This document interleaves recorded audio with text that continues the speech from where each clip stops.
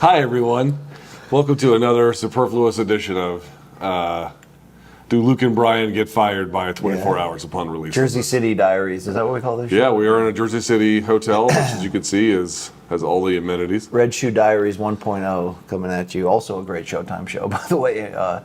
How many times have you gotten bed bugs from being on the road? You know, I never have. At least not knowledgeable. Oh, you've definitely had bed bugs. I mean, how do you know if you have bed bugs? Have you waken up with like a constellation of bites around your ankles that are like they're kind of close to being like an ant bite, but not necessarily as severe? I try to talk myself into thinking that maybe I weed whacked too aggressively at home, and it's just late growing poison ivy or something, and not this dirty hotel's fault. Luke, do you know why this shirt came in so clutch right now? Because it's clean? No, it's not. But because I had Thai for dinner and I spilled, of course I ate it while laying on the bed with my head on the pillow, just the worst, right? Mm-hmm. Like the worst possible, version of myself. And I spilled all over, but the viewers can't tell. They could spend the rest of this episode trying to decode what is tie-dye and what is Thai food. And I kind of backed myself into a corner with there where I didn't really have What was your order? or anything. Pad Thai with chicken and 2 Thai iced teas, which are incredible. You get down with that? Those I don't do the iced teas. All right. They could change your life. A lot of sugar in them and cream, according to my wife, but they could change your life. Do you like bubble tea? Yeah, I mean, it's gimmicky, but I enjoy it.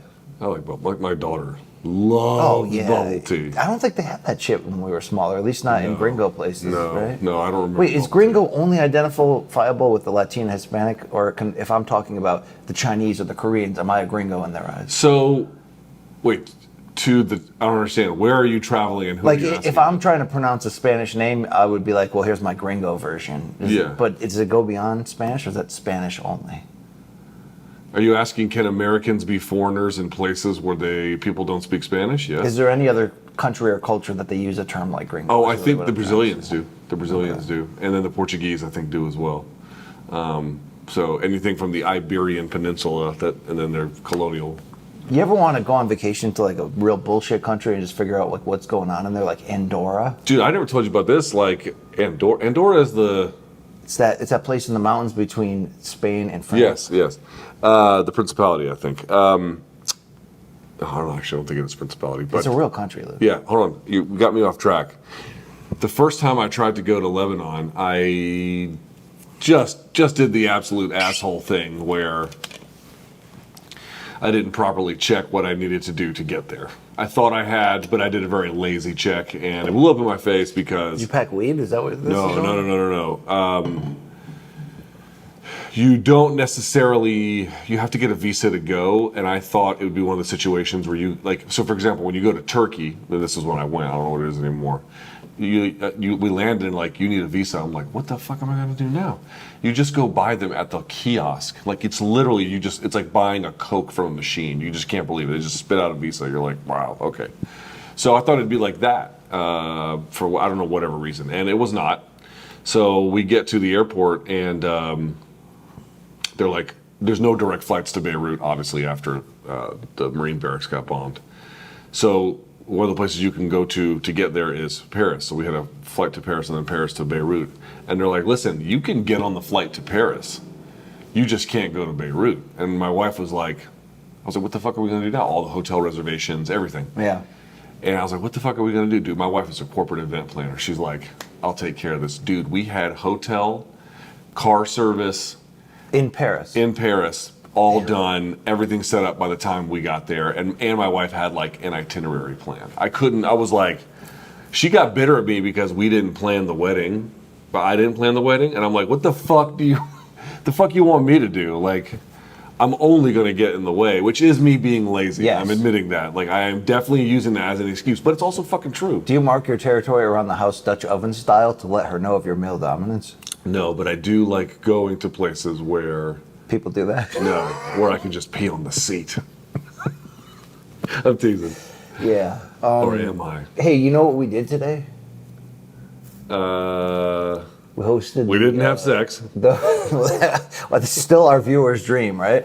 We hosted day one of this 2-day Spence-Crawford tour. They were in LA. We were here in Jersey City. Tomorrow we'll be in Times Square with them. But you know, that shit got me really excited about the fight. Like, I obviously was already real excited about the fight, but like the pure fan in me was like, yo, this fight's going to be awesome. I don't even care like how popular it is or how far it crosses over. Just the night. That's the only thing that matters. These two in the ring. Hey, Tui, right? It's gonna be bang. How excited are you about going? I mean, that's not a nice thing to bring up. It's not a nice gesture. No, my wife travels 1 week a year for work, so I certainly have committed to always keeping that week and taking care of the animals and the kids and all that. So I won't be going, but I'll be working from home, Luke. So you better carry the water, okay? Carry the ball. There in Las Vegas and Sin City. Who do you think they'll match you up with? I hope someone ridiculous. like you and Tekashi 6ix9ine breaking down the fight. That'd be sick. Yeah. Did you see him get his ass beat in an LA Fitness? I did not see that clip. You didn't see this? No, I didn't. This was not long ago, dude. This was like a month I'm not attracted two to ago. him. Like, I don't follow his bullshit. You know what I mean? I'm not either. But the dude, like, hardcore snitched. Right, and again, snitches get stitches. Well, that's the thing, right? So he does all of this, and you think, oh my God, like the amount of people he sold out to get out. Surely it's curtains for him. And that's such an old guy phrase. I like that. Yeah, I know. That's what am I at this point? You all right over there? Got bed I bugs? was trying to find. No, I keep spilling water because I'm a mess to the human race. I can't find the paper towel I had reserved. What I was gonna say was, the dude. Then gets out of prison and goes on a taunting tour where he goes through the streets of New York, other cities, LA, blah, blah, blah, touring, and then bragging about how, here I am, come get me, over and over again. And so finally, like, that didn't result in anything. He didn't get shot or whatever. He eventually ends up in an LA Fitness. I'm not sure what city it was in. I can't remember that detail because LA Fitness is everywhere for people who are watching from some other place. And these 3 guys beat the fuck out of him, dude. Damn. There's video of it, too. Was it sadder than Dylan Dennis getting choked out by that waiter or cop or whichever? It's a little more... Rent-a-cop? No one was drunk here, so it's a little less sad than that. But the weird part about it was, if I read the story right, the guys who beat him up weren't even really involved. They just found him repugnant. They were just dudes at the LA gym or the LA Fitness they had spotted him or whatever, and they just beat his ass like out of principle. Yeah. I'm like, I don't know that I would go to jail for that kind of reason. I might just let him go work out, Some celebrities are they're targets for shenanigans, but they bring it on themselves, Luke. You know what I mean? Didn't like Charlemagne the God get jumped in public? Like people like love. I think someone ran up on him. People don't run up on Skip Bayless though. Do they just look at that as just comedy then? I mean, you are beating up an old man at that point. Yeah. Also, that is amazing. How has no one gotten out the cell phone camera and been like, hey, eat a bag of dicks, Skip Bayless? Maybe he goes like directly from studio to hotel or back home and like that's it. Like doesn't, the more famous you get, the less you like stroll around publicly and like, flaunt it. Like you're not walking around the Las Vegas Strip when you've got self-respect, Yeah, that's true. A reason not to. I bet he seems to lay low. You never see like Skip Bayless was spotted, blah, blah, Yeah. blah. Meanwhile, my friend who lives in Tampa is like, hey, Ric Flair is drinking at that local bar from my house again. Yeah. I'm like, go say hi. Yeah, Ric Flair. You know what I noticed going back and watching tape recently? On Ric Flair? No. I'm not sure if all of these were pre-pandemic. Some of them were. Some of them were during the pandemic. But everyone was complaining about the Apex shows. And then I go back and I watch tape, and I don't know what event it was. I can't remember. And the wooing was out of control. And I was like, you know what? God bless the Apex. God bless the silence. You know what the Apex is? The Apex is the quiet car of sporting venues. It's a library-like atmosphere. Remember when remember they had that mini celebrity section when they first started letting people come back into What's the his Apex? face? Machine Gun Kelly. Yeah, and it was like Paul Anka, 86 years old, sitting there. And you're like really? Like old crooners coming Which up? honestly, it sounds like a good idea. Here's what I don't get about the Apex. Like, everyone complains about what it is, which is like this warehouse vibe. And I get that. I do get that. But like, if you're the UFC, surely you must hear some of this criticism. I guess you blow it off. But my point is this. If I told you you had an unlimited budget Yeah. And I said, you have to keep the Apex basically what it is, right, which is a production facility. That's why people hate it, because it's a production facility. You have to keep it a production facility, and we can't lose, like, once you get going, I don't want, like, you to alter the set in such a way where operations get all messed up, right? It still has to be turnkey. It's really what it is, right? These 7-hour events they can just do. But make it cooler. Make it cooler. Yeah. Make it cooler. You can't tell me, like, an interior designer or, like, obviously this is a different kind. An architect almost could come in and make a more amphitheater-like feel there, or change the seating. That's a good point. They really, they're like openly being honest with you that we're mailing it in, but they're not jazzing up the mail-in. They're not just like putting lipstick on the pig. They're just like, yeah, this is the shit that we're doing. We're not going to explain why, though, and hopefully no one in the media specifically raises their hand and asks that. Why does nobody ask that? I don't know. Like, you're going to have a small audience who can be in person. Fine, we grant that.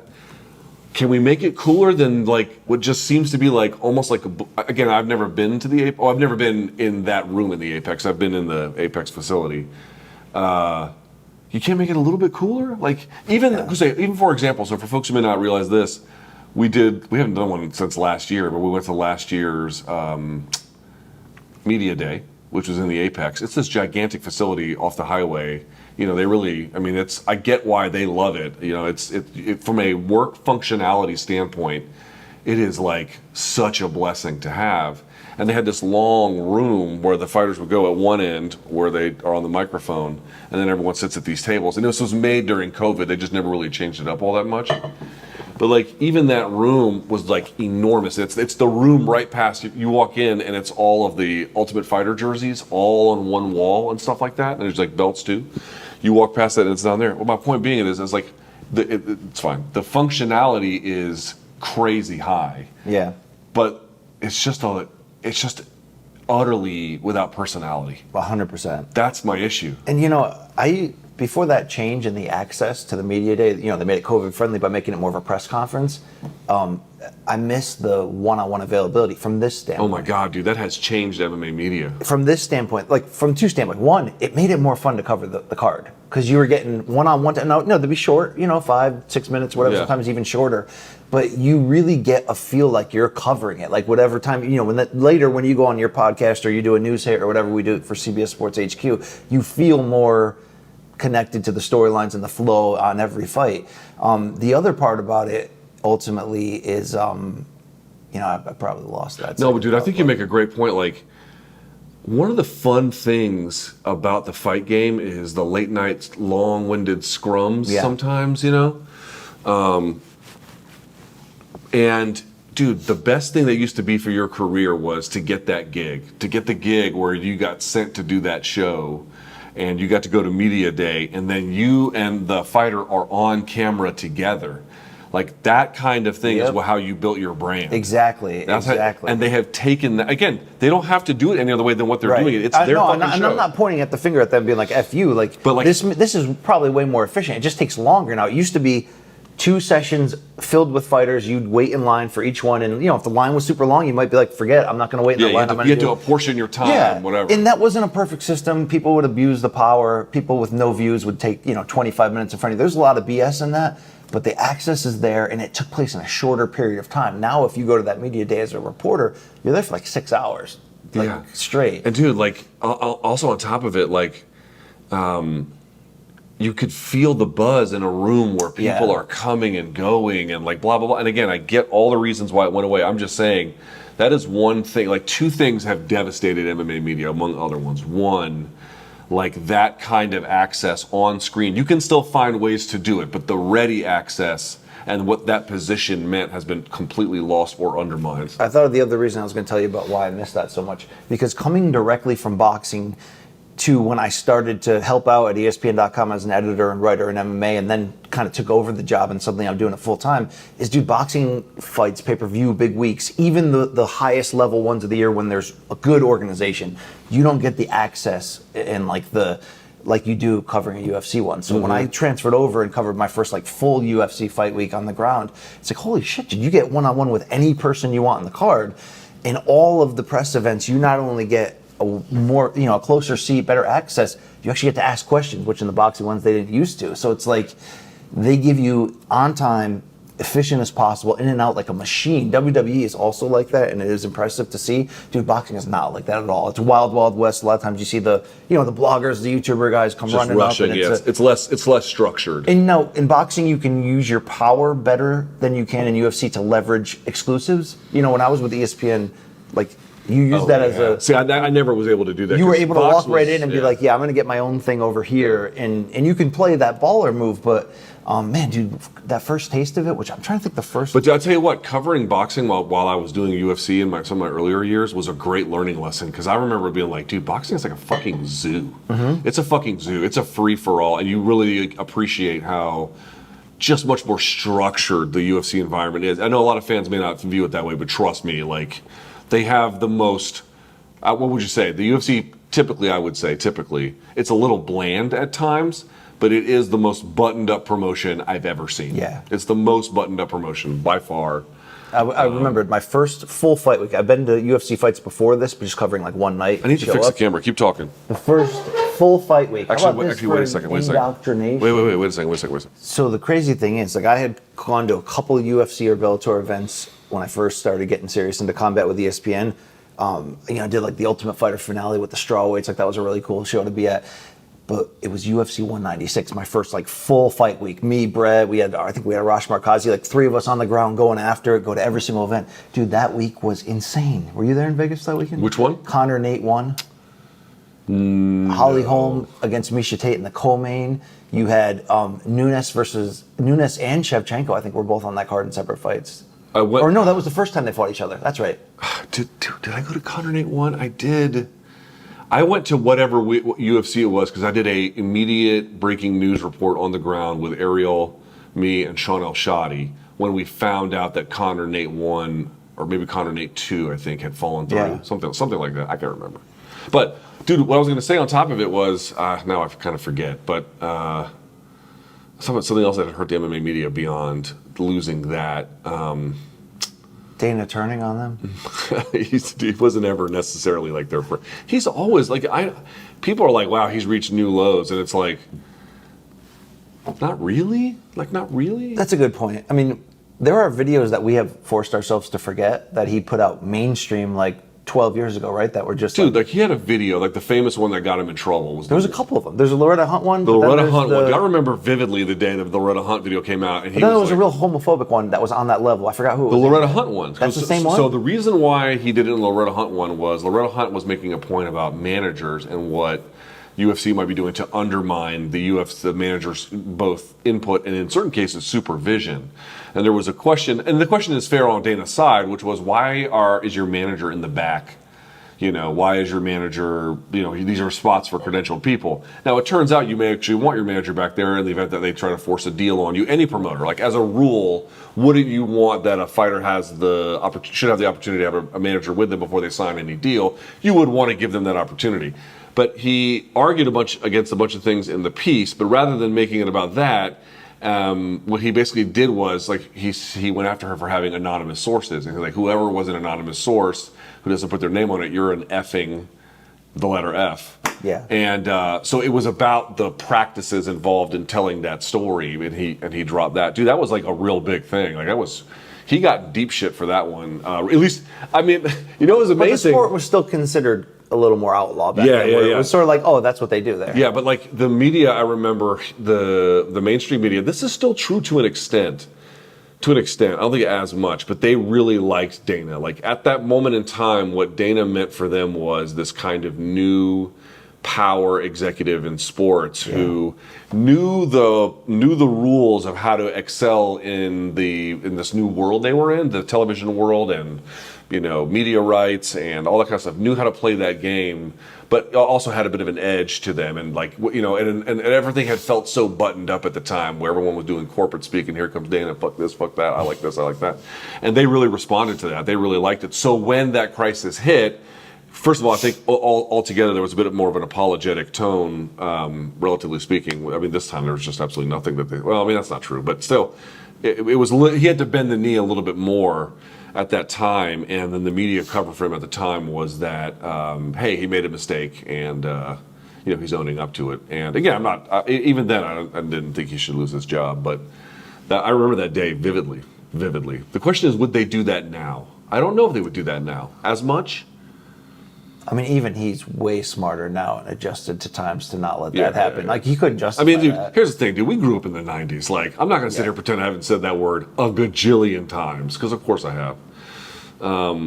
So, I was like, when that happened, I was like, dude, we're long past the point where that's acceptable, obviously, but like, it's a little hard to pick up a big ass rock, and be like, pay the penalty, What about me? So there's that. Anyway. Yeah, we also interviewed Yoel Romero today. Mm-hmm. Dude, I cannot get enough of him. Like, he's just one of those athletes that, like, he's such he's a ridiculous character and, like, this inspiration, badass. Like, he's so many things at once, like, humble, hardworking, but also, like, he had some cheating moments. And, like, he's always kind of, like, on the edge. It's just the same. But, I don't know. That was a fun interview. Like, to just really hear him at length with the interpreter, just, like, hear a bit of his soul. You know what I mean? Like, yeah, I don't know. Do you love him like I do? Yeah, BC starts out the interview by telling him he loves him. Yeah, I mean, from the heart, you know what I mean? He knows. We have had moments before him and I, you know what I mean? We kind of made out in a sense, like in terms of like, one love, brotherhood, Yeah. You definitely gargled his balls. I can say that. That is way too far. I mean, like, dude, could he really win the Bellator Light Heavyweight Championship? I mean, this is going to go out tomorrow? So before the fight. I mean, never say never, but I feel like Nemkov would have to fuck up, like, for that. Okay, is in a higher division, and he did say not cutting down anymore is like so much better for him. Does he still have the explosiveness to have a moment like the moments he produced against Rockhold, Weidman, like all these dudes? Like he. So I'm trying to remember. Like I didn't go back and rewatch the fight, but like when Couture hung it up, I was at that event, but it's been so long. This was the one in Canada where GSP fought Jake Shields. Machida against. Yeah, Machida. Machida. That was rough to watch. Yeah. So Couture was basically the same age. He was 47 at that time, and I remember like what was the difference between that Couture and one just a few years before that. Chin. Chin is the answer there. He just became much less durable almost instantly. I mean, Brock punched the shit out of him with that one. There is that. Look, he took a world of damage in all of his career, but what I'm saying is like year to year, you didn't notice much difference, and then all of a sudden there was a big one. Dude, I wonder, okay, I've said versions of this before, but tell me, am I being too over the top fanboy romanticism here? Like, because Randy Couture's not in the good graces of the UFC and he's doing PFL work, like obviously his legend doesn't get told like it should through UFC's lens or mouth or voice. That's why didn't PFL produce a documentary on him that's on ESPN Plus? I think they might have. But the whole point is like I feel like this younger generation of fans that are coming in should be like given the DVDs and or go watch the Randy Couture run. Like you got to like American Hero. Like he could be that enduring badass over multiple generations of MMA and UFC fandom, yet he doesn't have that Chuck Liddell feeling. You know what I'm saying? Like Chuck's kind of Chuck's doing the mohawk with the big gut. I'm sorry, Chuck. Like someone's got to go here, but like you know what I mean. But like it's still Chuck Liddell, you know what I mean? Yeah, you got to respect it. Why don't? Is it just because the UFC doesn't sing his legend? Is that the only reason why? Like, dude, he's awesome. The legend of Chuck Liddell is awesome, man. Yeah. You know what I mean? Like even you don't have that respect.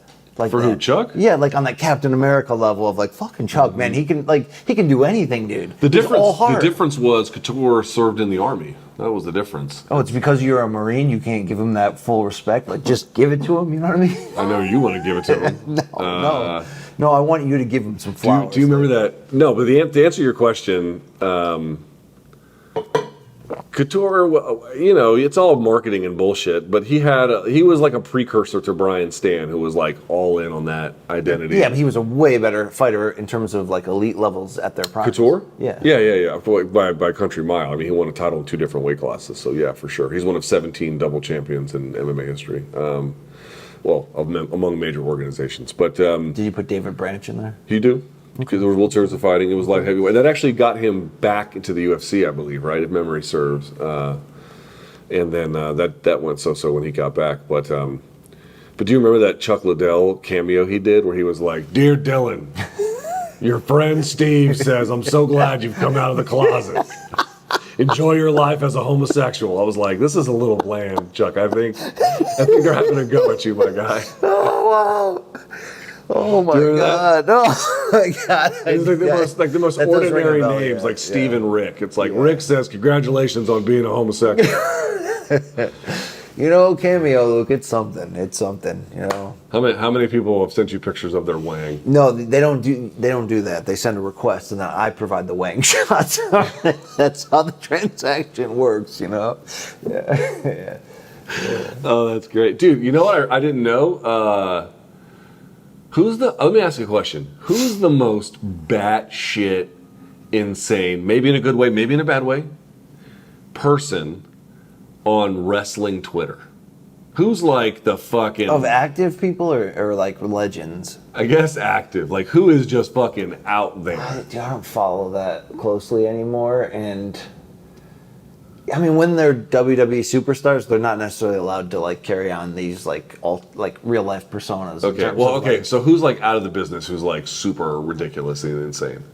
There's a lot of them. I can't give you like one that just sums it up, but there's a good amount of them. All right. So sorry. I saw one today. I cannot remember his name. Boy, this gentleman was animated. It's like I'm so far removed from that I can't even find like the go-to reach of who that should be anymore. But. I did have a good run look back in pro wrestling. I didn't think I'd ever stumble back into it, and it happened. And now I'm glad it's over. But it was something, it was a love affair that I don't regret. Okay, Luke, yep. Like that Sheryl Crow song, "My Greatest Mistake." You know what I mean? Dude, you've been talking about Sheryl Crow nonstop today. Yeah. Earlier today, Luke's like, I under no circumstances at all would I sleep with Sheryl Crow and by Lance Armstrong. You get this whole bit about like wristbands and like BC just asked me would I bang Sheryl Crow because that's what he asked me in workplaces. I had an EPO punchline, I just couldn't deliver it. I couldn't. And I was trying to think that through, and I'm like, it's not really my type. Yeah. Not really my type. Have you seen her in concert? No, I don't think so. Yeah. What was your first concert that you like? And when I mean first concert, I mean like what your parents took you to, unless they took you to an awesome one. What was like your first concert where you picked and you went? Okay, so my first real concert was a free 4th of July concert with blood, sweat, and tears, but I wasn't like into the music. And then I don't mean that. I mean like everything was like... Okay, then I got dragged by my dad and some relatives to do you remember this band called White Trash?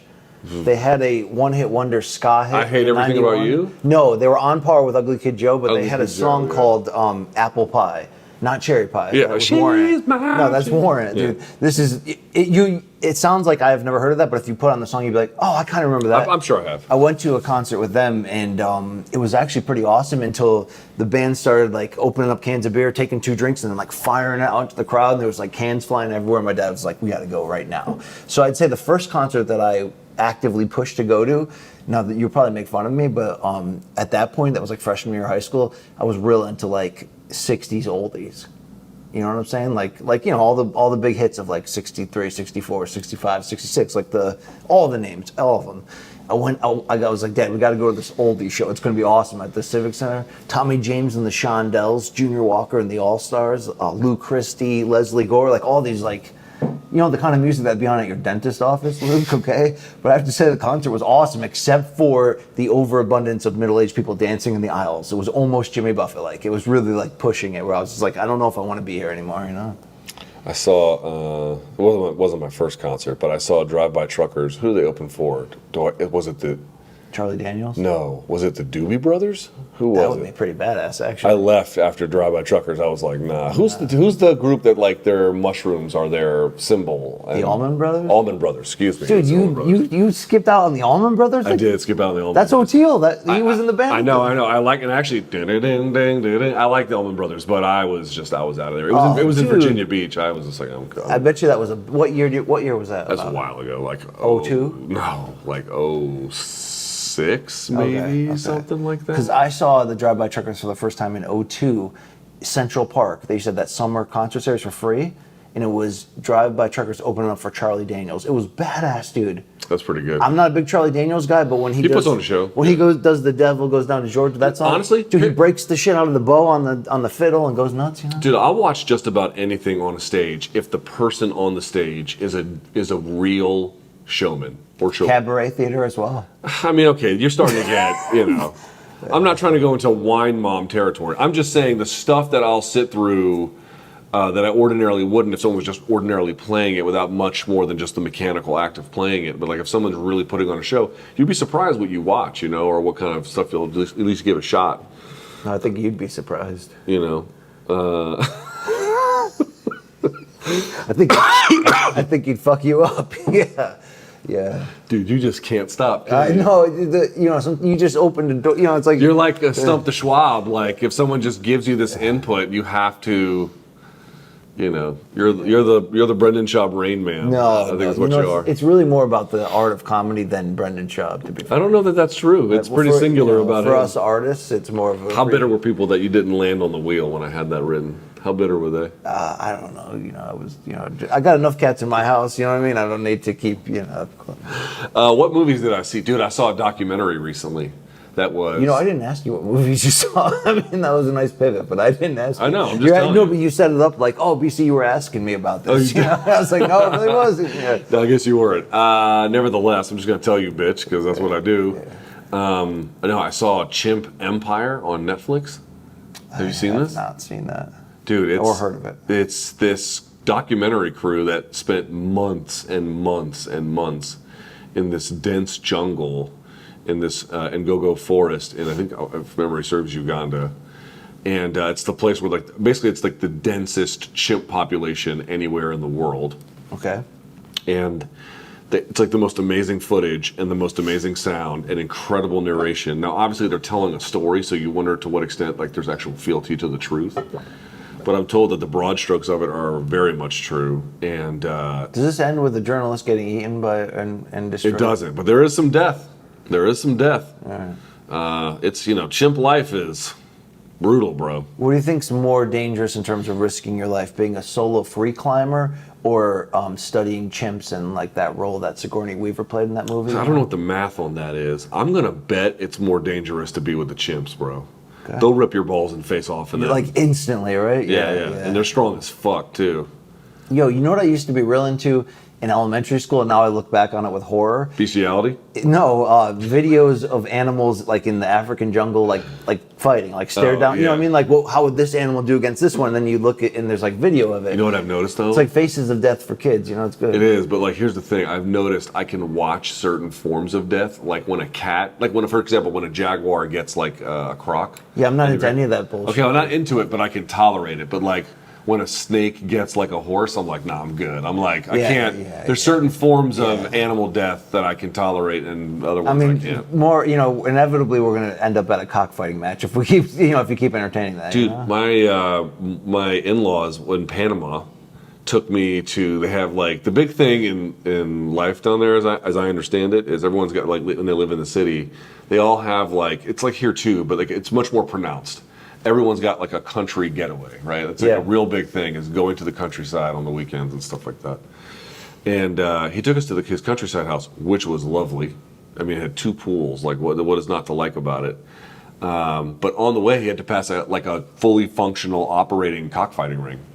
Yo, that's... And I was dude, with the imagery painted, and you can see the amphitheater. They weren't having a cockfight when we drove by, but they were just closed for the day. Okay, that's it's abhorrent to me, right? I'm just oh God.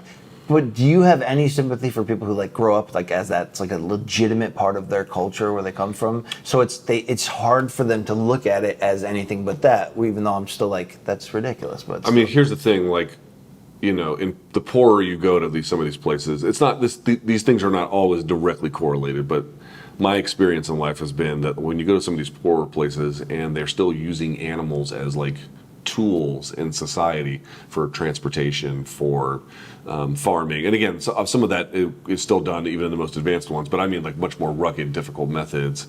You'll see they had to in our lifetime, they banned use of horses for transportation in Bogota, and so they had to pay farmers that was their only means of using these fucking things. They had to pay them to tend to this humane farm and give them money so they could buy something to replace that with. But what I'm trying to make is when you see people who come from circumstances like that, dude, when when life is that rough and the value of human life is so low, the animals don't have a fucking prayer. Like, they don't have a fucking prayer. So here's my answer.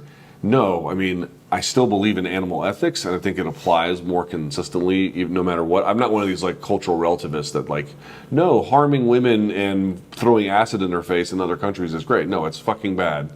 And so animal abuse is bad.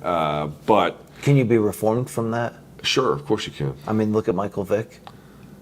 I mean, I don't think he's drowning dogs, is he? No, I think he's you know. He had a Boy, great- people were bitter about that. Remember he had that inspirational comeback year with the Eagles Yeah. where he was like the best player in football? Yeah, it was shocking. Yeah, Yeah. well, people were mad as shit about that.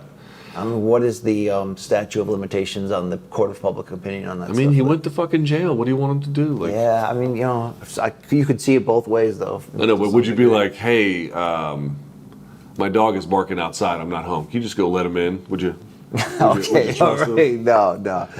I mean, I don't know if you trust him. yeah. Why is Coach Sandusky in the living room? I mean, there's no more recruiting visits at all. You know, it's like just stay away, right? I told you I saw John Wick 4. Yeah. I didn't see any of them, Luke. I think I failed in not seeing any of the Taken movies with Liam Neeson. Are they good? I think I've seen one of them. How many are there? I think there's a lot more than you realize. Is it like Ernest Goes to Camp? I think it's like Ernest a poor Goes to man's Fast Jail? and Furious franchise at this Ernest, point. Ernest Goes Yo, to... Slam Dunk Ernest was decent. I'll say that. I don't... It was. Yeah. That's an old man reference like a bitch. Yeah. God damn. Would you believe that I had more than a few copies? I mean, more than a few volumes in the Ernest series on DVD, like when I was in like middle school. Like, absolutely, I did. You know. Oh my God, dude. Yeah. Well, I think it was still VHS when I was in middle school. What a horrible thing VHS was, right? Yeah, except a you know what? You know what my dad was? Too clever. Beta. He got right? fucking Betamax. Yeah, He's like, he did, It's yeah. like with the wing on, and he kept saying, Aren't the "They're- cartridges like this? They're big?" bigger." And Yeah. he was like, "This is what the rest of the world uses," which was true. And I'm like, Dad, he's like the kind of guy who at parties like will not call soccer. He's like, no, it's football. I'm like, dude, you're from Cleveland. Just fucking call it soccer. So please, is for the he love more of God. pedantic than you? Oh my God, dude, if you think I'm bad, like. I would love to interview him, but you're never going to let me. Why won't you let me? No, it could be dude. it could be part therapy and interview for both of You've you. never gone to a museum until you've gone with my dad, who will, when I say stop and fucking read every single exhibit description, piece by motherfucking piece, And dude, critique it too. and like say and fact check it in real time. Like, you just cannot imagine the level of detail. Every time we go to a museum, I'm like, holy fuck, dude, it's like a UFC on Fox card starting. Yeah, at but that 10 p.m. prepared you to watch tape of MMA fights 49 times that's to it. find the secret inside of it. You know what I mean? Sometimes. Yeah. Sometimes. Luke, you know what we never talk about? Pornography? No, UFC fights in the past that we like really love. Like we always talk about like the big ones, but like you never talk about the in-between ones that you're like, you know, I love that fight. Dude, my memory is just like, there's so many fights we have to. I mean, I think about some of the ones I had the most fun in. We talked about this one before. Brock Lesnar, Shane Carwin. Yes, Was it just still my stupid favorite. fun? My favorite pay-per-view still. Dude, that was like something that was just different. That Lesnar run was different, man. You know what I mean? Like that. It was People almost don't felt like understand. you almost felt like you're watching a movie. It was so kind of Yeah, like bizarre yeah. that he could be that good, just transferring over. Yeah. And then I had skepticism because there was a lot of people at that time where, like, what people don't realize is some of like the earliest. I guess people do realize this, but it's worth reminding them that like right around this time. So through when was Brock Lesnar like? 08. 08, 09. Up through that time, there was a lot of really basic but noteworthy experimentation. Boxers versus kickboxers. And like, I mean, well past UFC, like in Japan under boxing rules or kickboxing rules, whatever, and sort of seeing what would happen. And you just saw like a lot of crossover completely fail. Now, obviously, we have better ways of judging these kinds of things. So like, even though Lesnar was huge as shit and you knew he wrestled collegiately, you'd be like, okay, he's good, but like, you know, surely he's going to just fall apart, once Heath Herring stuffs a couple of takedowns. Nope. Dude, Nope. No. Remember when Not at Herring all. did an extra roll over after getting knocked down Yeah. and Brock went full on running shoulder tackle? And then still fucking That's the flattened. greatest moment of all time. Like that was such an incredible And that wasn't skill moment. per se, but that was like, I had not seen athleticism. He turned like into a that. bull. He literally came Yeah. in like shoulder first, just like goring him. Like there's a reason why those runs are magical, and by those runs I mean Lesnar, Rousey, McGregor, right? And you can, I mean, at times Anderson Silva had that type of feeling too, and GSP too. People forget. And John Jones too. But like, it seemed it's next level feeling for Lesnar, Rousey, and McGregor, all for obvious reasons. It's so captivating, and that's why it brings in so many casual fans, because it's like you need to have that much doubt or hate for the athlete as they're doing remarkable, ridiculous things and they're beloved. But you need those haters too, because then everybody comes out. And of course, he lost to Frank Mir, and I was like, oh, right. You know? Yeah, okay, now that's who he is. That's and then Heath Herring had a really bad showing against Jake O'Brien. But I remember at the weigh-ins, the weigh-ins, I was like, dude, Heath Herring looks fucking big as shit. Yeah. And then you get out there, and he is big. He was. But Brock Lesnar is like orders of magnitude a different athlete. And you know what Brock was so exciting. Here's what Brock's run had. Here's the special sauce on Brock. He was, because depending on like who you were as a fan, like if you were a WWE fan, this was like, oh my God, my favorite wrestler is just kind of crossing the street into this with no experience outside of collegiate wrestling, which turns out to be a huge advantage along with the athleticism and all that. But he was a freak of nature to watch, and at the same time like an inspirational like underdog story, right? Because it was like he had no business walking into the title picture at the #1 MMA organization in the world at that moment and actually like winning the championship. Like that's ridiculous, right? Mm. It's ridiculous. It's ridiculous. And I remember he beat Min-Soo Kim before this on K1. And I remember everyone got that wrong. Everyone was like, oh, Min-Soo Kim sucks. And yes, he was not a great MMA fighter. But Min-Soo Kim was like, I believe, an Olympic silver medalist in judo. Certainly a very decorated judoka out of Japan, obviously. And Lesnar just fucking cut right through him. I was like, holy fuck. Who were we talking to recently that said Lesnar was supposed to be fighting somebody else, and then the UFC stepped in and blocked it? Was that an on-the-record conversation? I don't know. I'll have to think back in the archives of my brain, Luke. But I'm trying to remember who Lesnar was who else he could have fought in that time. But no one would have known because it was such a surprise that he kind of just made the move and came in. But yeah. I mean, dude. I remember the diverticulitis press call that he made. That's another thing that has stopped. So Dana used to do these big announcements on press calls and the media calls, right? And like, so getting on those calls was a big deal. And all that shit's gone. Now they just control it completely. Like, they've really diluted the functional need. Like, to what extent is MMA media useful? They have really taken a bite out of that question. Dude, I forgot. Do you remember they had a call when Mayweather McGregor was announced, like that night? Oh yeah, they did a late night media call. Yeah, and there was. I remember the press releases because they were coming from every direction. Okay, so I was on that call. I forgot what I asked Dana. It was one of those where I know I'm asking a question that has some life to it that they're not going to like. I forgot the topic. Like, it was kind of a dick question by me, but it was to try to get into that conversation. And Dana was like, "That's the stupidest question I ever heard." Like, he totally just like shit on me. Like, just tried to spiked it right in my face. So do you remember when they had the press conference live on Fox to announce that, and Joe Rogan had to wear the suit? Yeah, that was. It was like the first time Joe Rogan ever put a suit on in his life. It looked very awkward for him. And is that why he dresses like a busboy? That's your favorite. That's your favorite. I mean, it is kind of like it's well delivered. That's where he's at these days. But anyway, I got one of the questions on that. So they let media call in. They only took 5 questions. In retrospect, I hate my question, but at the time it made more sense because we didn't really know a lot about how MMA and boxing being on the same night. I mean, we had some idea about it, but like, it was still a little bit different. I asked them about going head to head with Pacquiao for their debut, and they were like, "Yeah, we're not concerned." And I was like, "Okay." It wasn't inflammatory. No. It was normal. Yeah. It is intimidating, and you're like in your early days of covering to like get up at the press conference. Yeah, but dude, now that I think about it, all those gigs are gone, dude. All those gigs are gone, and it's more than that too. Like, what gigs? What do you mean? Like the thing, like what made media useful in the aughts, and it was this ability to be the conduit between the sport and the fan base. Yeah. And there still are obviously ways to do that, but it has been completely eroded on every corner. MMA fighters now interview each other on their own YouTube channels. Right. They're doing their own breakdowns. They're doing all kinds of stuff. There's a massive presence in that way. Good point. Yep.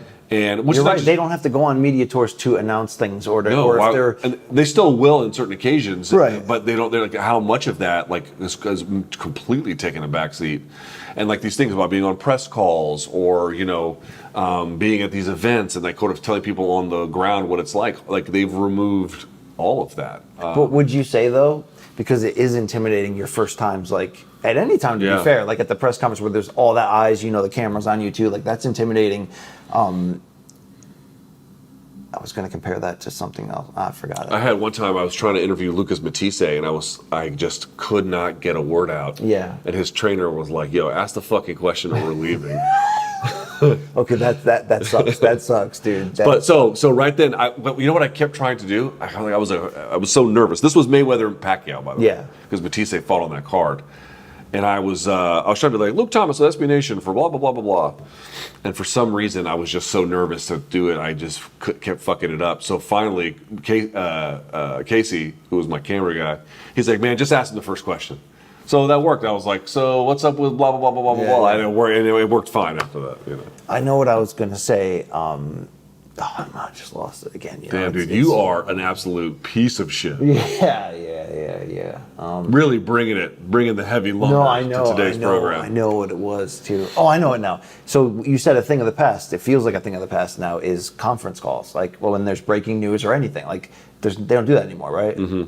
Or I guess there is some kind of Zoom setup sometimes, but not even really. Not really. But do you remember calling in, and since it's not like visual, you're not seeing their reaction, you can ask like extra spiteful or dick questions. Do you know what I mean? Yeah. Like you. What I'm saying is like you automatically raise your balls like a little bit more. And dude, the Howard Stern guys for years would get on the call and they'd be like, "Yeah, here's a question. How long is it gonna take for you to lick my balls? Howard's the best." Yeah.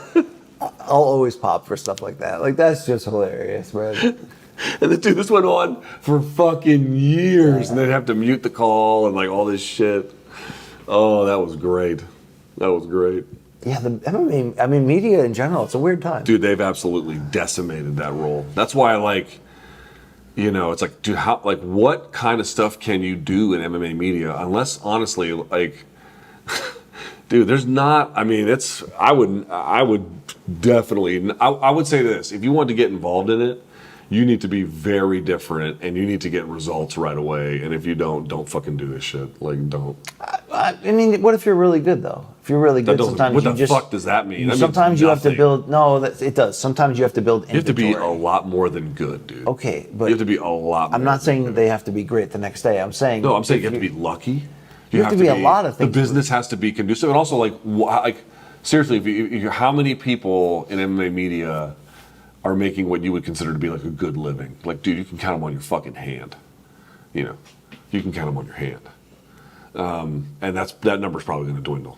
Like, how much money can actually be made doing this? We are doing okay, certainly for now. But like, are you trying to say we're newspapers and? No, that's not what I mean. Are we? What I mean to say is, like, you always have to think about, and I think about this with MK all the time. In fact, I know we could be doing a much better job with it. Like, our usefulness. How useful is what we are doing? If the guys, in terms of our voice in the industry? No, in that sense, I think what we do is very useful. Even when we're wrong, we're at least giving an alternative perspective that needs to be aired. Fine. I mean usefulness in like, hey, how would I get my news if I didn't have X? Yeah. How would I understand fights if I didn't have Y? How useful are you in that way? And MMA media, because just the way things are structured now, and this involves us too, they're just a lot less useful. You don't need us as much as you once did. I accept that. I accept the challenge, but you got to figure out how to be useful. And that's where I think, dude, that's where I honestly feel like long term, right or wrong, like just being critical in this industry makes you useful. It makes you enemies, but it makes you fucking useful. So. Look, you have a purpose in this space. Yes, to get yelled at. Even if you hate this space. To get yelled at by motherfuckers. Do you see who Jack Slack was arguing with today? No, I didn't see it. He was arguing with some. You know what's amazing to me about like combat sports fans is that when they pretend to be sports fans, it's like, dude, you can be a combat sports fan and you can be a sports fan, and that's especially true in like England, for example. Yeah. Right. But in the States, a lot of combat sports fans are just that. They're not really. So you don't fans think it's of a other natural sports. tie with NFL or NHL? You don't think there's like a consistency? I think the demos there? overlap on paper, 18 to 24, blah, blah, blah. I think in the real world, the overlap is fairly small. Yeah, I think they're different. It's like a biker crowd. It's different. What? It is.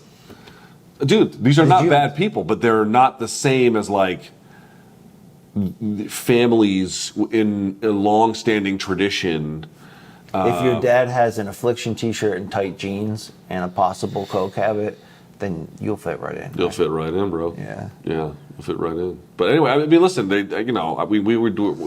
have a good deal. We have a good gig, but dude, this was. But here's the funny part about it: when I first got in the business, none of that good stuff ever existed either. Like that all kind of materialized as the business moved along. It's just that it didn't last very long. Like, You're saying the boom period for breakout MMA media / entertainment. dude, had already passed? it's not that hard to get a gig on television talking about. I'm not gonna say it's not that hard. What I'm saying is It looks incredibly hard. it looks hard. Sorry, I'm saying it the wrong way. What I'm saying is it's not especially rare in the industry to be able to get a job talking about college football, right? There's a lot of places. There's newspapers that still do that. It has beat reporters. They have regional networks. There's radio stations that still cover this stuff. College radio stations. There's television stations. There's like a lot of that where a job is available. Some more lucrative than others, but there's a lot of jobs. Sure. Dude, how many jobs are there where people get paid to talk about MMA? And how many of them are lucrative, and how many of them are at long-standing institutions, right? These places that have bedrocks of community. Dude, like there doesn't fucking exist. It's like almost doesn't exist.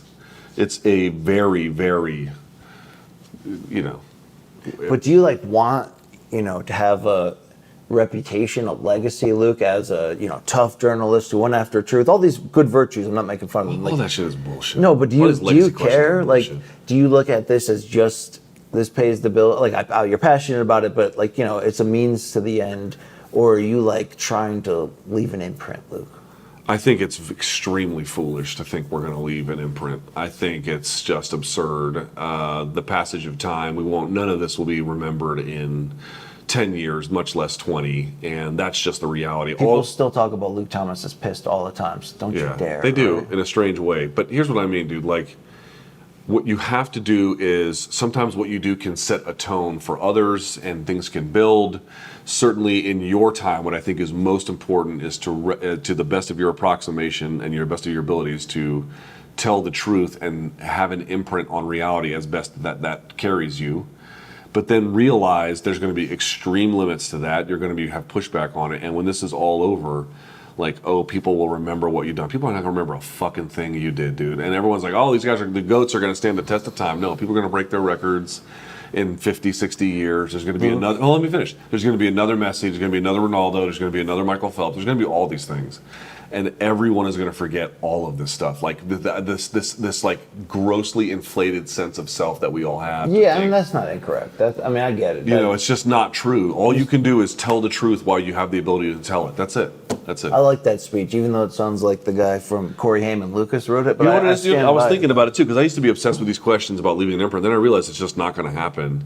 So that doesn't mean you can't have an imprint. That doesn't mean you can't do big things. But it just means you got to have a little bit of humility about the big universe you live in and how fast it moves and what all that means. And dude, it brought me closer to my wife and kid, having that realization. Because what actually mattered was the fucking time I was spending with them. That's what actually fucking matters. That's damn right. It's damn right. If anything, Luke, and I don't think this is vain, I don't care if people remember us, but I want them to always remember how they felt. Yeah. With us. People who really like When our we were shit inside will of them. remember. Yeah. They will remember that. What I mean to say is, do we cast some long shadow on society? Dude, we're in a fucking hotel room in Jersey City talking to a single camera camera. Where's the second camera? You said there was going to be a second camera. The battery's dead. I didn't check it because I'm an amateur. I did say it was a maybe, first of all. Roughly, how many poor life decisions away do you think your life was from you being a successful adult film producer? But you don't really have, a soul or morals or anything like that. No, too chicken shit to do that. Okay. Too chicken shit to do that. That sounds something gross. else equally, reprehensible, not that far. Yeah. Really not that far. Yeah. I almost went like full-time officer in the military. I toyed with that idea, but I was like, nah. Yeah, I mean, like, I love movies when like they break down like the one moment that turned their life. You know, there's a bunch of them, and you're like, and you know, you can see in the movie what it would have looked like if you went this way or that way. I always wonder, like, is there actually a decision that we made in our adult life as men that literally was that moment, or would we have ended up where we're supposed to be anyway eventually, even if There it's are a a couple of moments. There were a couple of moments. I remember that I've told the story a million times, but the first ever live pro MMA show in DC was MMAC in May of 2007, and I interviewed the guy who was the promoter for that, for Bloody Elbow at the time, because it was a big deal to have that. Like, wow, there's going to be a pro. There didn't used to be, I mean, it sounds obvious, but like there didn't used to be like MMA shows in your hometown. Like now that there are, should not be taken as a given. Like it was there. I remember that the days before that. So I interviewed the promoter, and you know, I remember I asked him like, who's doing your commentary, and he was like, oh, we're missing somebody. And like there was a thing in my brain that just told him to tell him you could do it, and I said it, which was a fucking lie. I'd never done it before. I was absolutely terrible at it. And blah blah blah, but I guess I wasn't terrible at it. I was okay at it.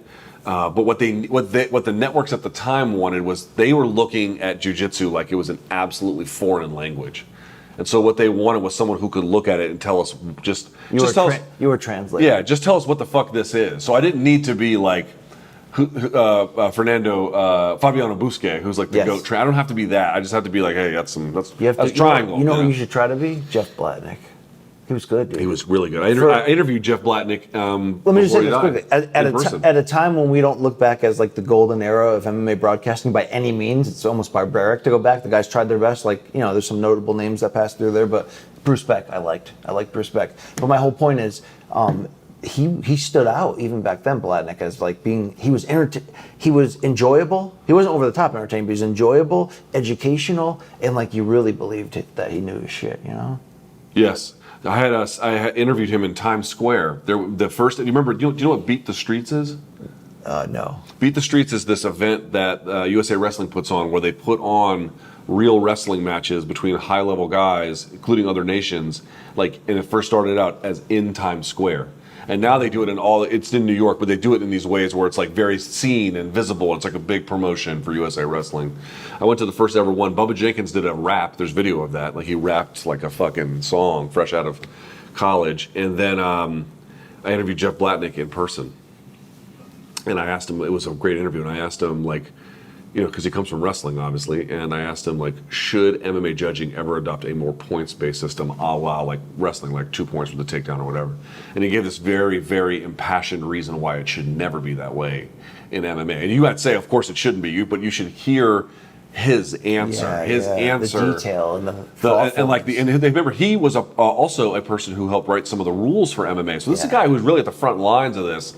And he was so adamant we should never do something like that. And his answer is really... Is it fair to say people like Blatnick and Big John McCarthy are like silent MVPs in the evolution of the sport? Or is that too much praise? I love Big John, though. Silent MVPs. Even if he definitely tore up like a bathroom at some point, you know, just especially in Tokyo, he won't tell us the stories, you know. You know, well, I mean, you gotta... A girl never kisses and tells, you know. What did you ask? About Blatnick and Big John McCarthy being like silent heroes in the history of, you know, because they don't probably get the credit they deserve for campaigning for the sport, right? Behind the scenes.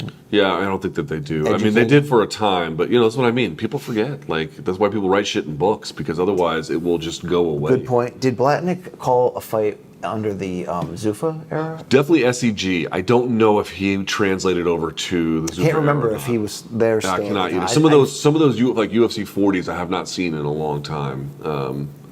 I did recall the one time. So it was when Arlovsky fought Paul Buentello, when Matt Vasgergian was the play-by-play guy. Yes. Do you remember that? I remember that being like, who the fuck is this guy? Mm-hmm. He's famous for doing like MLB stuff. He's good though. Yeah, he's really good. But he actually was like surprisingly good for that. I mean, you know, when you look back at the legacy of Goldie, do you miss him? He swung big. He had big moments. He wasn't for me. He had big moments, all right? Like, did he deliver when I think it mattered? he loved MMA. I think he loved MMA. It wasn't for me though. You don't have a favorite call from him? No.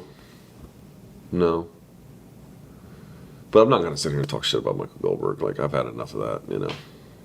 You've done enough of that? There was a time when, it's funny because now they really are in like full effect, but there was a time when he was calling half guards certain things Turks, and they can look very similar, but they were clearly in the case, there was sometimes obviously they were Turks, but in many cases they were not Turks, they were just half guard, and that used to irk me a bit, but you know.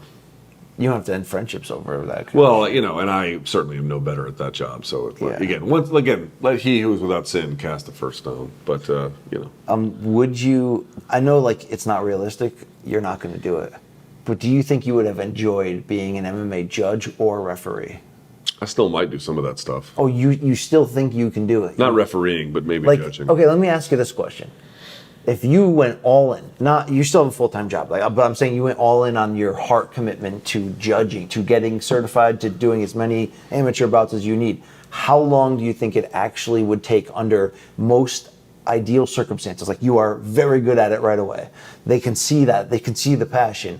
How quickly will you get your first UFC fight? You think it's like a long time? You mean like assuming the UFC is coming to town on a reasonable level? Yeah. I mean, how quickly could you close that gap? Is it 10 years or is it like 2.5 years? From what I've seen from like the really good judges, I would say you're looking at ready for your first UFC, right? So we're not talking UFC main event necessarily. No. Just. So I would say if we're talking first UFC event for the really, really good judges, I think 4 years, 5 years is probably. And is that almost every weekend you're working on your craft, or what? I don't know every weekend, but yes, frequently. Frequently, you've worked your way up from amateur to pro to, main event to blah, blah, blah, and worked your way up and maybe did a Bellator show, something else like that. So, I would say like the good ones have got like right around that 4 to 5 year mark. They're really dialed in, Okay. MMA referee is definitely a job I would say it's not for everybody. Like, it wouldn't be for me. I wouldn't want that responsibility. But how often do you think even really good MMA referees that have done all the big fights, like, are kind of overwhelmed with like anxiety about the job and are like, almost dreading the fact that like they are responsible for so much. Everyone talks about the job being hard, and it's like, okay, that's 100% true. But here's the fucking problem. If we're going to say over and over and over and over again that MMA judging is hard, then I should say, why aren't we putting into practice things that allow them to make up for error, like other referees and umpires do in other fucking sports? Yeah. This idea, like, it's the same thing with the Supreme Court. I saw this guy who he talks about like what do other high courts look like in other countries and what models do they use. And one of the things he comes to is the first thing you realize is they have a different system of rights where one right is not. I'll get to it. Hold on. One right is not alien. I didn't do anything. I know, but I saw a look on your face, and it's, I had an itch right here on the back of my head. The point I'm trying to make is you have to figure out how to manage conflicting rights. Like, what system do you use? And like, there's this partnership system. And now I did lose what the fuck I was talking about because of your stupid face. I was not asking for help. What was the question? I was very relaxed. What was the question? Oh, we were talking about judging. Yeah, I'd ask it through the lens of a referee. I talked about the anxiety. Oh, referee. How much? Is there PTSD in that? Because right. So here's the point.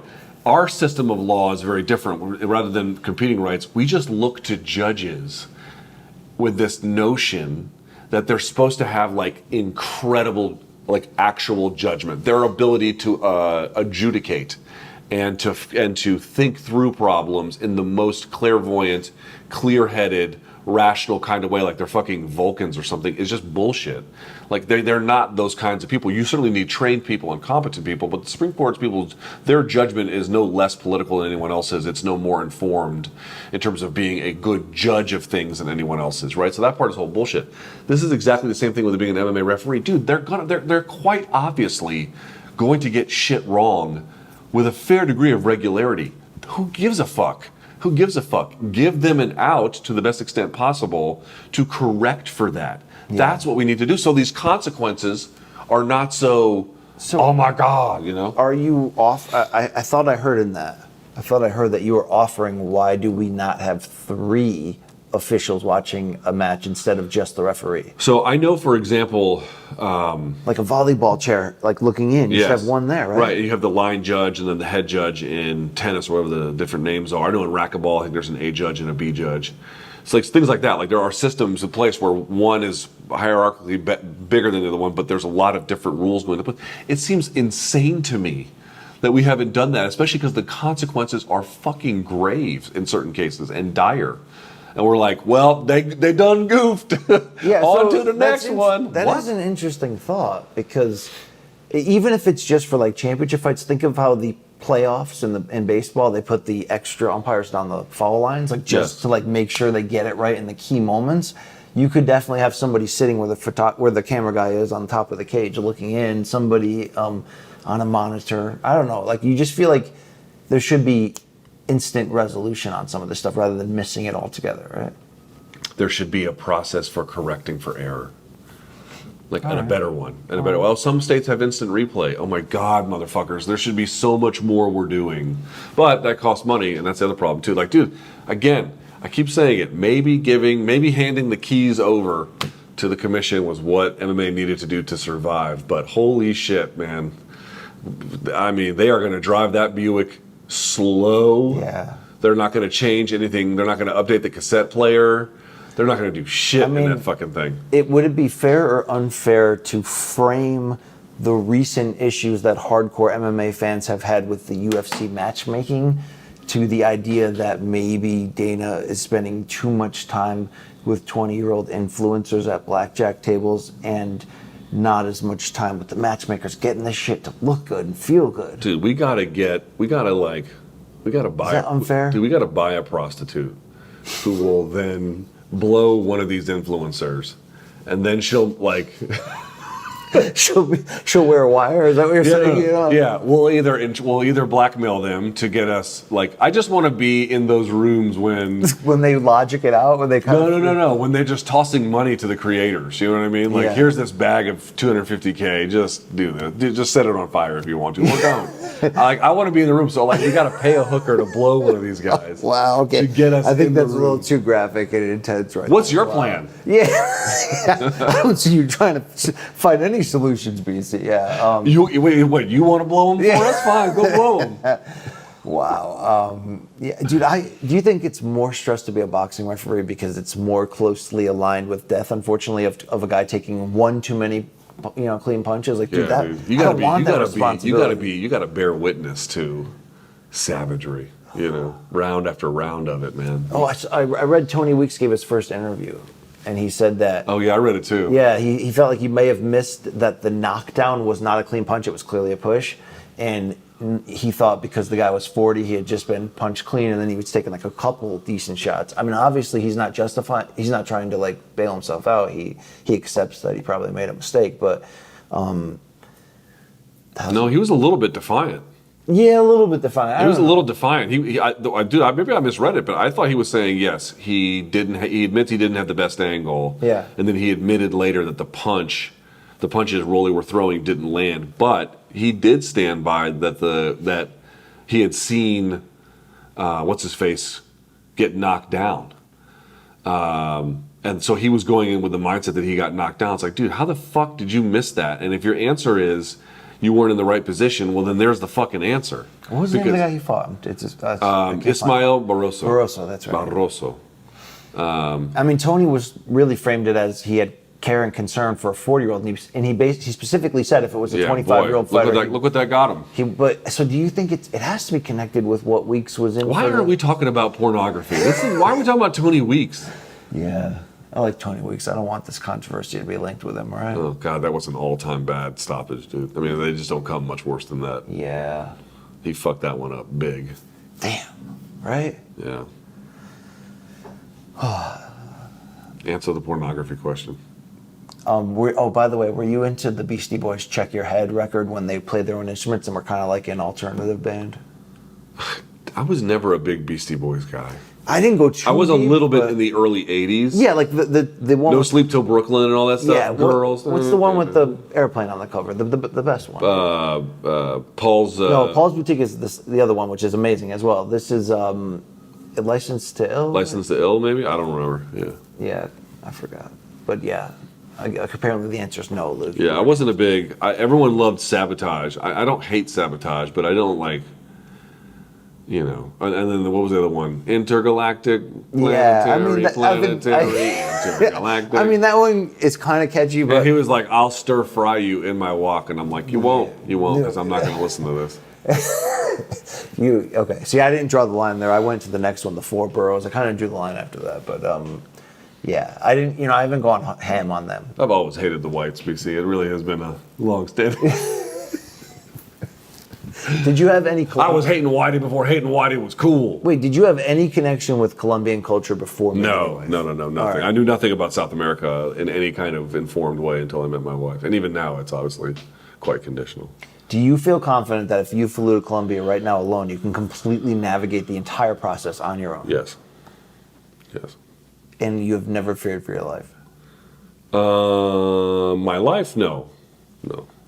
The lives of those around you? No, like sometimes you wonder about your property. Okay. But no, not my life.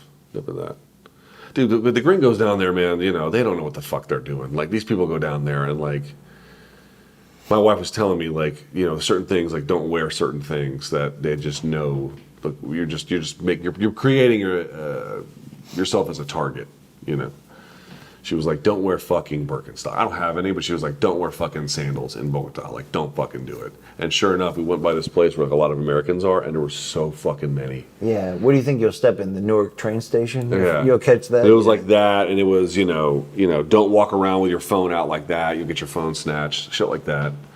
And these fucking gringos, they don't know what they're doing, dude. And they think they're going to Europe, and it's like, well, actually, that's not even true because, dude, pickpocketing in Spain is a epidemic. But the point I'm trying to make is, like, these are poor people that in certain parts that live in South America, man. Like, and that changes the rules up a lot. And these are fucking hungry people, man. You travel like a dumbass, you're gonna pay for it.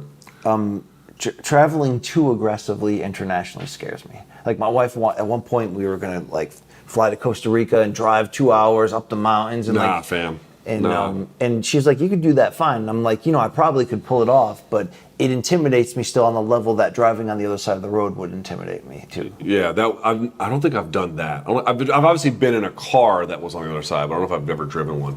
But dude, this is the trick to traveling. I don't know about like parts of Asia or the Middle East because it's been so long since I really did that. In a part that was reason. I mean, I haven't been to Israel in quite some time. So I don't know about that, but like through South America, what I can say is the one key to doing it right, if you don't like have a better clue, is like just make sure before you go to a place you have some kind of organized service for whatever you want to do. So if you want to go from the airport to the hotel, don't wave a taxi down. I mean, again, there could be an airport where you can wave a taxi down. It's not a big deal. But if you just want to be certain about it, arrange your travel ahead of time. Go to a hotel with a concierge. Don't go to some fucking hostel where they're not going to help you or, whatever. Some Airbnb where you just have to punch in the numbers and no one directs you around town. You might get shivved too. Yeah, right? you might get fucking one of these. So wow, that was a little too like you were kind of into it. So go to a place where there's a concierge. If you want to go on a boat tour, don't go to the fucking dock and sign up. Sign up ahead of time and then meet someone there. Have a chaperone essentially for these things, and you will be fine. You will be fine. Luke, what does your life look like at age 60? Oh God, pathetic. Oh, come on. You're just not even crying and masturbating in the shower. Okay. Well, this is wow. I mean, you could be a grandfather at that point. I hope I'm not a grandfather in 17 years. My daughter's only 4. That's a fair point. Okay, I'm not asking for that equation to work out, but Luke, what does it look like? Are you still doing this shit? I don't know how that's possible. Honestly, I don't know if the audience will have. Dude, what if by age 17 more years of this? Is they it want possible? Me for 17 more years? I don't believe that. Is it possible that at age 60 you could be on like year 15 of your return to YouTube? Your whatever form or platform is the main thing, and you are back, one man show. Don't trust anybody. You know what I mean? Like just the Luke Thomas Express. Could be. Could be. I mean, I don't know. But dude, what the fuck is the internet going to look like? What is media going to look like? You have to put on the goggles to watch the Luke Thomas show. Yeah, exactly. So it's like, dude, I don't even. I mean, this is we got into the worst industry. I mean, Luke, I'm in the entertainment industry. I don't know what industry you're in. you're in the adult entertainment industry. No. Oh man, I want to call more fights. You know how fun calling fights Yeah, is? I know. That's what I want to do too. Damn. Dude, they don't have many of those jobs. I've noticed. You can't just go on hotjobs.com. I want to be I want to call fights. There's like 3 of these jobs, and everyone who has them is like great at it and been there a long time. You're like, fuck. I want to swim in that pool though. I do. I mean, even if I want to swim in those checks. Even if I know you're going to piss in that pool, like just not even care, just constantly, right? What app would you say you use the most to watch whatever you watch the most? Like, where are you spending? I don't like the direction that this is going. No, I'm saying Netflix. Oh, I thought you were talking about Paramount adult Plus. Like, films. no. What app do I go on the most? I would say Twitter. No, for viewing things like actual entertainment. Viewing. Oh. When I'm making the choices just myself, That's I right. would say YouTube is my number. Really? Yeah. Okay, but that does it count the times that I'm listening to records, then watching on YouTube with the sound off 90s NBA basketball games? Because that's pretty much my life at this point. Okay. I don't think that counts. No. Is that a sad existence? That's a little Jesus. All right, a little bit sad. Okay, but so if that doesn't count, what was the original question again? What app do you use to like watch the most things? Okay, if that's not the setup, then I would guess Prime, because they have the best music documentary selection compared to any other app. I used to subscribe to a subscription within that subscription for like even better music documentaries for like $7 a month, but then I was like, this is getting a little excessive. What's the most expensive thing you ever bought drunk online? I've never had the excess funds to do that. I did it once. I didn't have the funds either, just to be clear. Yeah, I mean, sometimes. I mean, I had them, but I didn't. That was a bad thing. Yeah. But I did it. Yeah, I kept it too. It was a tiny grill, but it was expensive. It's like $200. You still use it? No, it was a long time ago. You still have it though. But no, I kept it for many years after that. Oh, okay. But I don't have it now. Yeah. You should move outside of the District of Columbia and like get back into the. Why don't you go gargle Yoel Romero's balls? Get back into the real United States. Look, what about a What's not real about my neighborhood, motherfucker? Nothing. What about this is not, you're not running from anything. This is just a reintroduction of Luke to the United States, okay?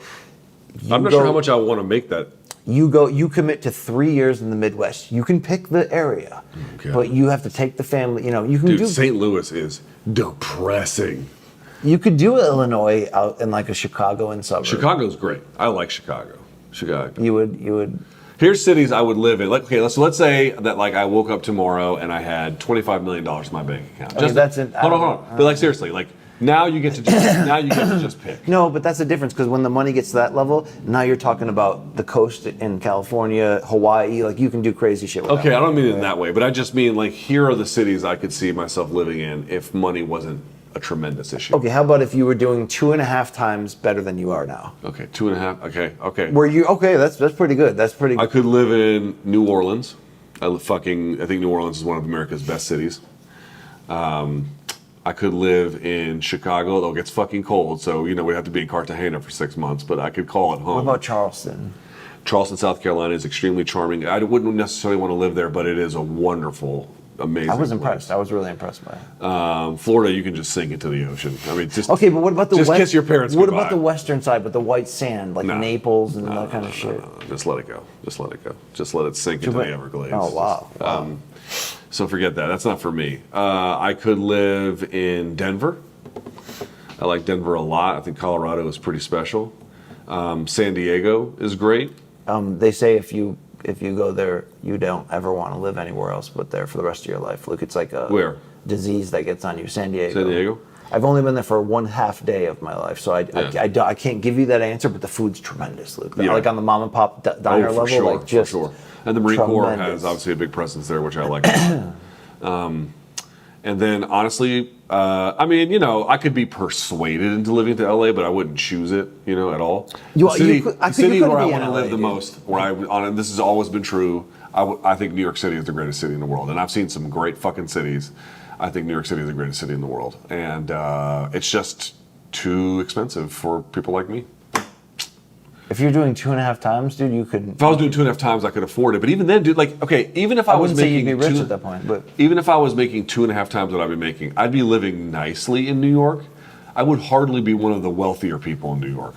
Like, yeah, far, you would, far you would fucking pull from it off, but it wouldn't be like overly Yeah, glamorous. you'd be comfortable in a way that people who didn't understand the context would think, oh, he has an okay life, and then not really has anything. You're actually pretty rich, but that's it. Like you couldn't live ostentatiously. I'd have to live in like the middle of nowhere to do that. Dude, I think living in Manhattan, for example, would drive my stress levels, like an anxiety, through the roof. Nah, I love New York City. I fucking love New York City. I mean, it's a dude, great city. I mean, New York City is my city. I mean, I've had I've Is had, it King of Connecticut? I've had a rocky relationship with it at times and didn't appreciate it or didn't know it and took it for granted. But now, I love it. But with that said, Luke, it's a wild ride. I mean, it's a rough. It's a 1.5. You know what I mean? It's like you know when you speed up podcasts. You know what I'm saying? By the way, anybody, I have friends who are like, yeah, listen to your podcast. Well, on 2 times speed or whatever. I'm like, no. That doesn't mean you listen, like you're not showing me respect. So I listen to us. Don't I listen to us on 1.1. No, I've said this before and I mean it. If it's somebody that you care about and you listen to it on anything faster than the speed it gets delivered in, then that's disrespect. Just don't listen at all. All right, don't listen. I listen to us on 1.1 because like there's there's a mood, there's a vibe. This show, you know what I'm Dude, you're saying? not writing speeches out there. You're just jacking off. You can get high off this show if you watch it. If you watch it the right way. You know what I'm saying, Luke? And we want to put our hands through the screen and massage our audience in a way, right? And just take them on the roller coaster ride of emotions through the ups and downs, the highs and lows of men, the growth, right? That's what our documentary series used to provide, that glimpse. But I think all that's dead.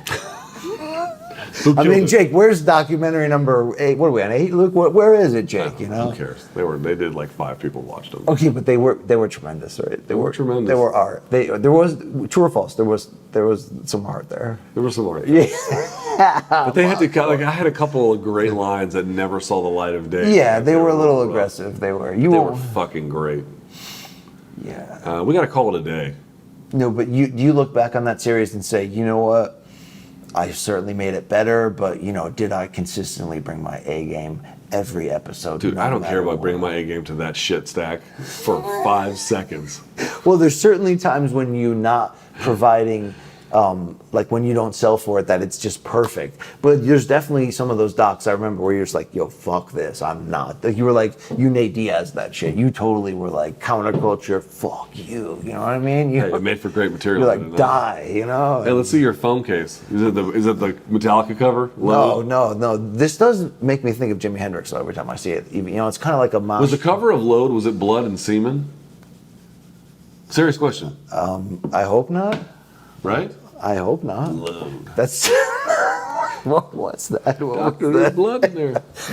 Well, the more I think about it, like Metallica's amazing, the Prime Run is amazing, dude. I have had, like anybody else, like stretches of time in my musical fandom with certain albums like Appetite, or not Appetite, like And Justice for All. I'm sorry, but they're kind of lame, especially the older they get. Yeah, dude. You know what I mean? They're kind of lame. Metallica used to be like, dude. I used to love Metallica. They were even through my 20s.